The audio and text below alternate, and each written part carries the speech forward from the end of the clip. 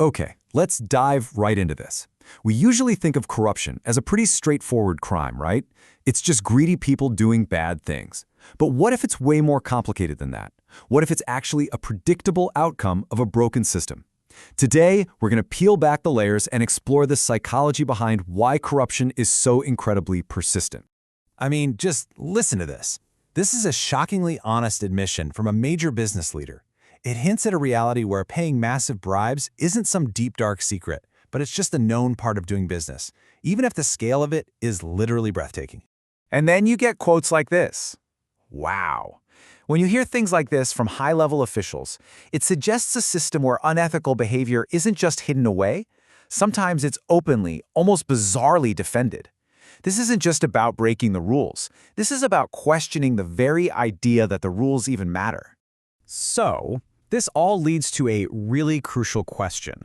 We love to talk about corrupt officials or bad apples that just need to be thrown out of the barrel. But what if that whole explanation is just dangerously incomplete?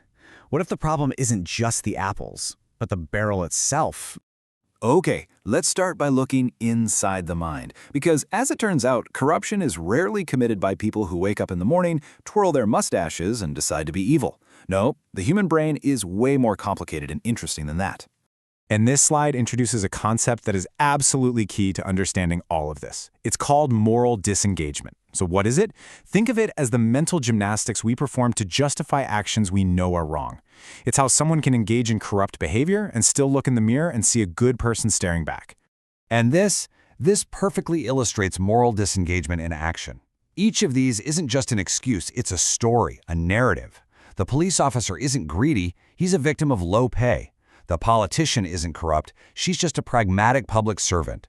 The businessman isn't breaking the law, he's just a survivor playing the game. These stories dramatically reduce the psychological cost of doing the wrong thing. So let's move on and see how this builds from just an individual choice into a widespread social norm. Because, let's face it, a justification you tell yourself becomes much more powerful when it seems like everyone around you is telling themselves the exact same story. You know, social psychology shows us that we all take our cues from our environment, especially from people in power. So when we see scandal after scandal involving senior officials who face no real consequences, a very powerful message gets sent. The rules are for some people, but not for others. And this is the truly chilling result. When accountability is totally absent at the top, it becomes incredibly easy to justify unethical behavior at all the other levels. It just normalizes it. In a culture like this, being honest and refusing a bribe can actually make you seem like the foolish one, the one who doesn't understand how the world really works.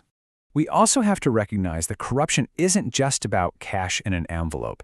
It's these deeply rooted social practices. Psychologically, this is driven by something called in-group bias. It's our natural human tendency to favor our own tribe. But when loyalty to your family or group is valued more than merit, it just completely erodes institutions and demoralizes everyone else. So if our psychology makes corruption justifiable and our social norms make it feel acceptable, what role does the system itself play? This is where our individual choices collide with the environment we all have to operate in. Just think about something as simple as getting a permit. The official process gets you nowhere. You file the paperwork, and then delays, silence.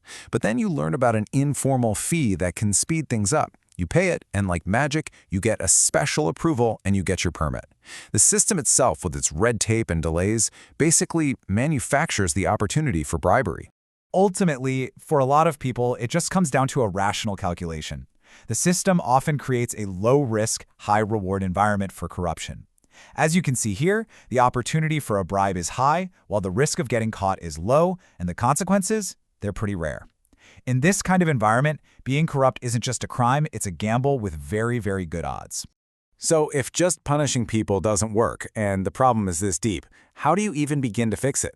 This isn't about more arrests, it's about redesigning the entire environment from the ground up. And this right here is the crucial shift in thinking. The old approach is all about fear and punishment, about trying to catch individual bad apples. But the new approach, it focuses on systemic reform. It asks, how can we change the environment so that corruption is no longer the easiest, most logical choice? So this is what a multi-pronged strategy looks like, one that tackles all the drivers we've talked about. You simplify procedures with technology to reduce the opportunities for bribery. You demand leaders actually model integrity to change the social norms. You ensure fair wages and merit-based promotions to reduce the psychological justifications. And finally, you launch campaigns that start to make integrity the new normal and protect whistleblowers.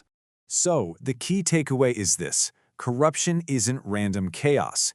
As the author of our source material, Murad Musa Khan, puts it, it's the predictable outcome of a system where it is psychologically easy, socially acceptable, and institutionally low risk.